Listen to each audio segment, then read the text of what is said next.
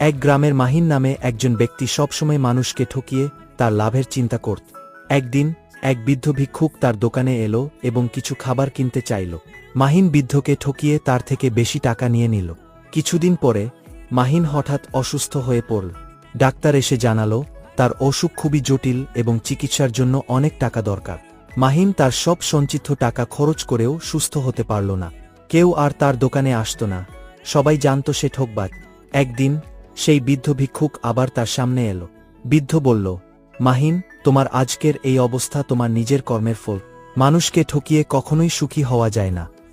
মাহিন বুঝতে পারল তার প্রতারণার ফলেই আজ সে এই দুর্দশায় পড়েছে। সে মানুষের কাছে ক্ষমা চাইল এবং প্রতিজ্ঞা করল আর কখনো কাউকে ঠকাবে না। এই গল্প আমাদের শেখায় প্রতারণার পরিণাম সবসময় খারাপ হয় এবং সৎ পথেই প্রকৃত সুখ ও শান্তি পাওয়া যায়।